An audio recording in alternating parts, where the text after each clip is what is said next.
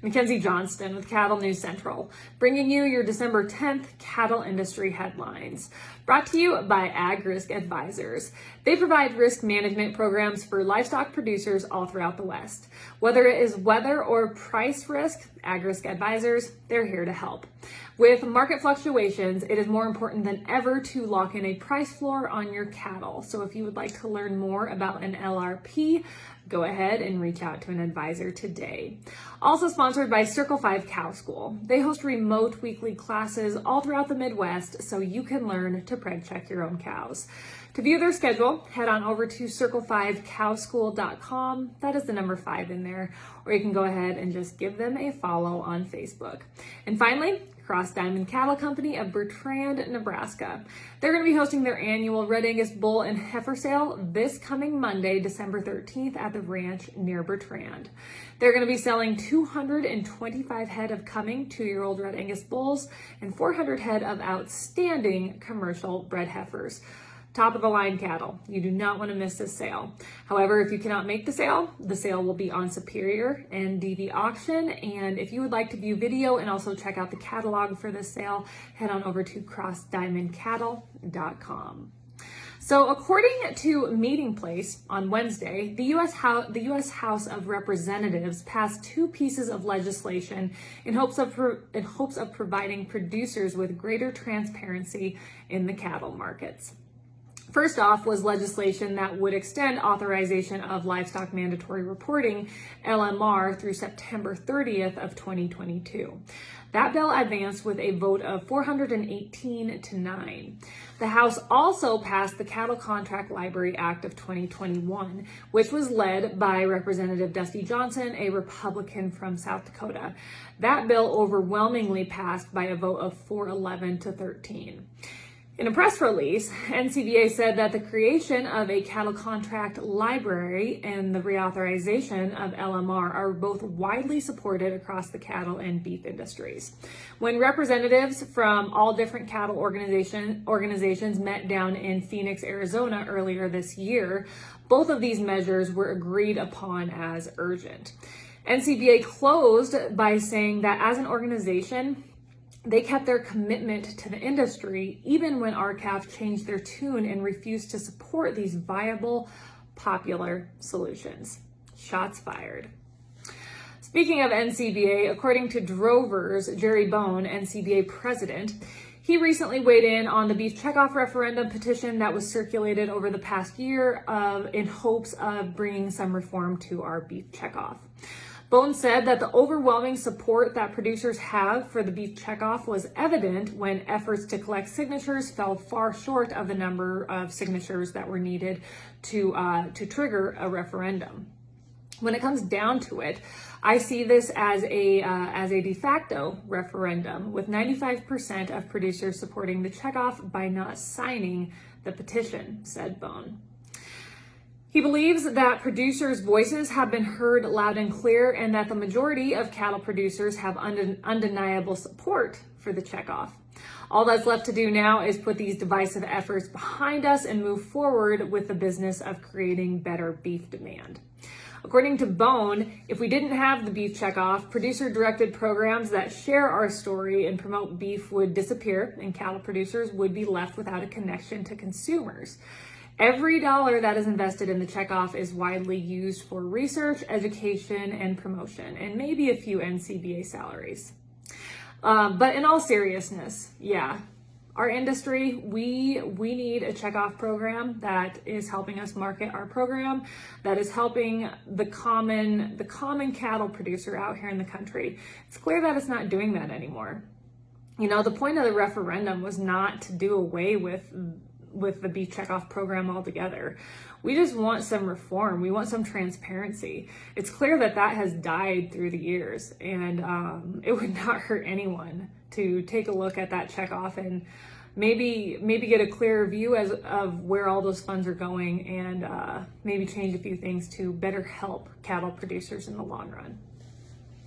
Reuters has reported that on Wednesday, the Family Farm Action Alliance sent a letter to the U.S. Department of Justice asking for an investigation into whether recent spikes in fertilizer prices are attributable to market manipulation by fertilizer companies. Family Farm Action Alliance is made up of about 6,000 farmers and rural members. Members of this group are claiming that fertilizer companies are setting prices not based on basic supply and demand, but rather on the price that the farmer is paid for their commodity crops.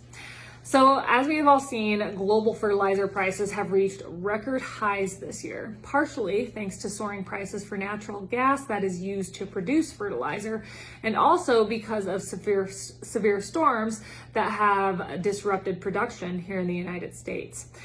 Since the 1980s, the U.S. fertilizer industry has experienced severe consolidation with the sector shrinking from 46 firms to 13 firms today. Sounds awfully familiar.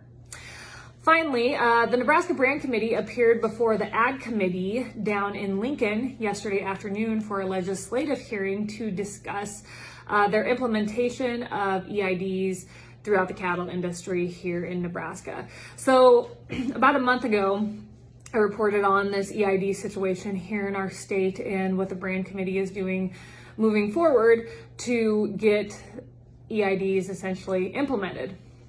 I wasn't able to tune in to the whole hearing yesterday. I had to get back to feeding, but I caught the gist of it. Spike Jordan with Tri-State Livestock News, I know he was tuning in, and he will write up a phenomenal article on the whole situation, and I'm sure Tri-State will get that out next week, so pay attention for that. So Dwayne Ganguish, I was able to hear his whole testimony and everything he had to say during the hearing. He started off with a bang by saying that many cattle producers out here in the country are lacking knowledge and understanding of EIDs. What a way to start off. He then went on to explain that the task force, the subcommittee task force that was put together to bring ideas to the table for EIDs, they put together essentially a wide array of folks here in Nebraska so they could talk about how EIDs might impact their operation or impact the sector that they are involved in. Since the first two meetings have taken place, it's clear that this whole process will most likely take in between 18 months and 2 years. When asked about the percentage of cattle that lose their EID button, Ganguish responded by saying that he wasn't exactly certain. In some instances, it could be up to 50% of cattle in a group that could possibly lose their EID button.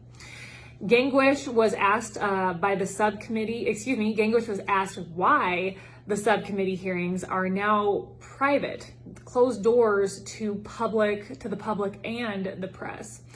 It was emphasized to him that everything that goes on in the legislature down there in Lincoln is transparent. It's open to the public, the press. Obviously, executive session isn't, but that's a special situation. But otherwise, we always know what's going on. And the reason we do that is for transparency, because transparency builds trust. And when you close doors, that's when red flags go up. Even if there's nothing secretive going on, that's when a lot of questions get asked. Like, why would the doors be closed? Why would we keep those private? Ganguish responded by rattling off a rule that allows subgroups to gather information in private. The Brand Committee wanted to be sure that the subgroup had the freedom to share all the information that they felt pertinent, whether it be successes or failures, who they do business with, all of that. He said that the doors needed to be closed essentially so information could be free-flowing. He went on to say that it is pertinent to keep business information quiet.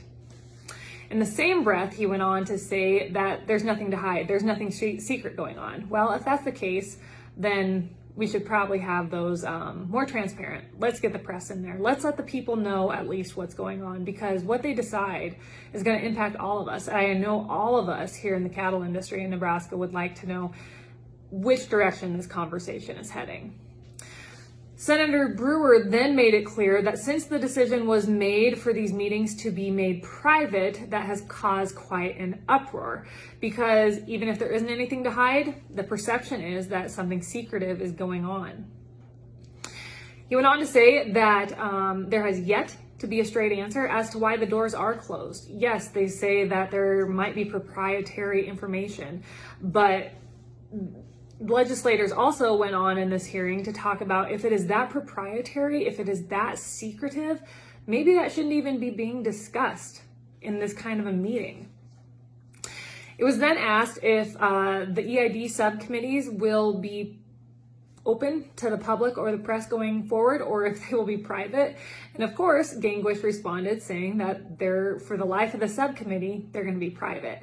And when he actually said this, I felt watching the hearing that all the legislators in the room were surprised and taken aback by that answer. So again, I will reiterate it one more time. I believe there's something wrong with these meetings being secret. You know, we should be able to know what is going on with our brand committee here in Nebraska. That's the long and short of it. That is all I have for you guys this morning. That's all I have for you guys this week. Have yourself a great weekend. Stay warm. I'll see you next week.